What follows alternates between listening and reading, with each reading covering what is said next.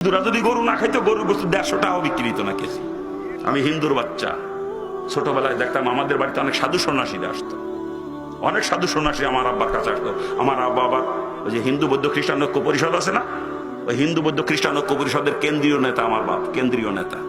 জম্মের খাওয়া খায়, জম্মের খাওয়া খায়, তবে গোপনে, প্রকাশ্যে খায় না। ওই দেখেন কুরবানি আসার 1 সপ্তাহ 10 দিন আগেই বন্ধু বান্ধবের দাওয়াত দিয়ে তো এই কুরবানির দিন জামানে কিন্তু রাতে একটু গভীর হলি জামানে যাতে কেউ না দেখে। কি কথা ঠিক না? জোরে বলে। কুরবানির দিন একজন মুসলমান আপনার বাড়ি আইসে কুরবানির দিন তারে গোস্ত দিয়ে, কুরবানির গোস্ত দিয়ে ভাত দিয়েছেন, 2 পিস দিয়েছেন গোস্ত, ফিরে আর 1 পিস দিতে গেল কিনা আর পারতেছি না, আর দিস না।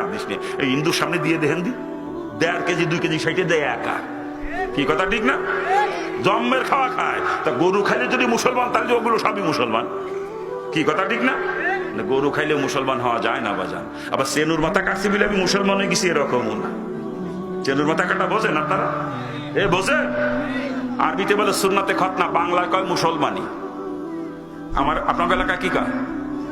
আমার এলাকায় মুসলমানি কয়, কিন্তু গ্রাম এলাকায় গ্রাম্য মহিলারা গ্রাম্য ভাষায় সেনুর মাথা কাটা কয়। আমি শুনেছি একদিন পুকুর ঘাটে শুনি কয় মহিলা কোয়া বলা করতেছে, অমুকির ফুলা সেনুর মাথা কাটছে, অমুকির ফুলা সেনুর মাথা কাটছে।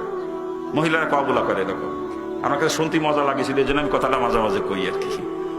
বর্তমান ডাক্তাররা পরীক্ষা নিরীক্ষা করে পাইছে পুরুষের শরীরে এমন কিছু রোগের সৃষ্টি হচ্ছে যার একমাত্র ট্রিটমেন্ট হলো খতনা, এর বিকল্প কোনো চিকিৎসা নাই আর এই কারণে বর্তমান ডাক্তারদের পরামর্শ মোতাবেক অনেক হিন্দু বৌদ্ধ খ্রিস্টানরাও রোগের থেকে মুক্তি পাওয়ার জন্য খতনা করাইতেছে, ঠিক না? তা খতনা করাইলে যদি মুসলমান হয় তাহলে তো সবই মুসলমান। কি কথা ঠিক না? ভালো করে বুঝবেন, মুসলমানের ঘরে জন্ম নিয়ে মুসলমান হওয়া যায় না, গরু খাইলেই মুসলমান হওয়া যায় না, খতনা করাইলেই মুসলমান হওয়া যায় না। মুসলমানের সাইজ একটু আলাদা। তাহলে মুসলমান কারে কয় বোঝা দরকার না?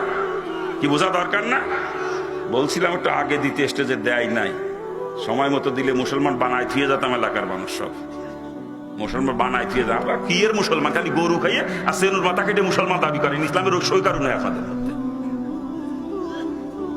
ইসলামের রসই কারণ নয় আপনাদের মধ্যে। মুসলমান আমি, আপনারা না। আমি মুসলমান, আপনারা না। কারণ আপনারা যা করেন এগুলো মুসলমানের কাজ না, মুসলমান এগুলো করতে পারে না কোনো সময়। খারাপ লাগে নাকি? খারাপ লাগে। মুসলমান কয় কারে? যার ঈমান আছে, সুন্নাত তরিকায় জিন্দেগি চলে, সেই হচ্ছে মুসলমান। A to Z, up to bottom, থুতুবেলা থেকে শুরু করে আর জাতিসংঘ পর্যন্ত যেখানে মুসলমান অবস্থান করবে তার জিন্দিগি ওইখানে রসুলের তরিকায় চলা লাগবে। আর সাথে যদি ঈমান থাকে তবেই সে মুসলমান। আর এই কথাটা আল্লাহ কোরআনে পাকে বিভিন্ন ভাবে বোঝানোর চেষ্টা করেছেন। ইন্নাল্লাযীনা আমানু ওয়া আমিলুস সলিহাত, এই 2টা গুণ যার মধ্যে আছে সেই হচ্ছে মুসলমান। আর এরাই যাবে জান্নাতে, আর কেউ না। এদের সম্পর্কে আল্লাহ বিভিন্ন জায়গায় খোঁজ খবর শোনাচ্ছেন বিভিন্ন রকম। এক জায়গায় বলতেছেন জান্নাতুন তাজরি মিন তাহতিহাল আনহার, আর এক জায়গায় বলতেছেন কান্নাতুহুম জান্নাতুল ফিরদাউসি নুজুলা। এক এক জায়গায় আল্লাহ পাকে এক এক রকম খোঁজ খবর শোনাচ্ছেন এদের সম্পর্কে, ঠিক না?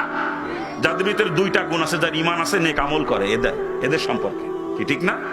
আর নেক আমল কারে পায় তাও তো বুঝিনি মুসলমান। নেক আমল কারে কয় তাও বোঝে না মুসলমান। মনে করে নামাজ পড়া নেক আমল, রোজা রাখা নেক আমল। এই বিয়াক্কেল, নামাজ নেক আমল অতক্ষণ হবে যতক্ষণ রসুলের তরিকায় হবে। আর রসুলের তরিকার খেলাফ হলে নামাজও আল্লাহ পাকে নাফরমানি। কি ঠিক কিনা? রোজা রসুলের তরিকা হলে নেক আমল, আর রসুলের তরিকার খেলাফ হলে রোজাও নাফরমানি, ঠিক না? পক্ষান্তরে পায়খানা প্রস্রাব রসুলের তরিকা হলে নেক আমল, থুতু ফেলা রসুলের তরিকা হলে নেক আমল। পেট ভরে খাবো, জম্মের খাওয়া গরুর মতো খাবো, রসুলের তরিকা যদি খাইতে পারি খাওয়া নেক আমল। ঠিক আছে? হ্যাঁ, অর্থাৎ রসুলের তরিকায় কাজ করার নামই হচ্ছে নেক আমল। যেই কাজের মধ্যে রসুলের তরিকা আছে ওটা রসুলের তরিকায় করলে নেক আমল হবে। আর রসুলের তরিকার খেলাফ হলে ওটার নামই আল্লাহ পাকে নাফরমানি। কথা ঠিক কিনা? আর যেই কাজের মধ্যে রসুলের তরিকাই নাই, রসুল যেটা কোনোদিন করেন নাই বা করতে বলেন নাই, ওইটাকে কোনোদিনও নেক আমল বানানো যাবে না। ওটা হলো ডাইরেক্ট নাফরমানি, মুসলমানের কাছেও কখনো যাইতে পারে না, ঠিক কিনা? যারা বলেন ঠিক কিনা? আর এমন কোন সেক্টর একজন মানুষের জিন্দেগিতে নাই যেই সেক্টরের মধ্যে আমার রসুলের তরিকা নাই। কি বলেন? আপনারাই বলেন। খানা খাওয়ার মধ্যে কি রসুলের তরিকা আছে? পায়খানা প্রস্রাবের মধ্যে, ঘুমানোর মধ্যে, পোশাক পরিচ্ছদের মধ্যে, থুতু ফেলার মধ্যে, হাতে পায়ে নখ কাটার মধ্যে, গোপদাড়ি কাটা ছাটার মধ্যে, মাথার চুল কাটা ছাটার মধ্যে, বগলের নিচের পশম, নাভ নিচের পশম পরিষ্কার করার মধ্যে, দাঁত মাজার মধ্যে, কান পরিষ্কার করার মধ্যে এমন কোন সেক্টর একজন মানুষের জিন্দেগিতে নাই যেই সেক্টরের মধ্যে আমার রসুলের তরিকা নাই। কি করেন? ব্যবসার মধ্যে, চাকরির মধ্যে, কৃষিকাজের মধ্যে, বিবাহ শাদীর মধ্যে, স্ত্রীর সঙ্গে মিলামিশার মধ্যে, সন্তান লালন পালনের মধ্যে, প্রতিবেশীর সঙ্গে আচরণের মধ্যে, আত্মীয়দের সঙ্গে আচরণের মধ্যে? কি আমার কথা জবাব দেন না কেন? বিধর্মীদের সঙ্গে আচরণের মধ্যে? এমন কোন সেক্টর একজন মানুষের জিন্দগিতে নাই যেই সেক্টরের মধ্যে আমার রসুলের তরিকা নাই। যার ইমান আছে সর্ব সেক্টরে রসুলের তরিকা ইখতিয়ার করে চলে, সেই হচ্ছে মুসলমান।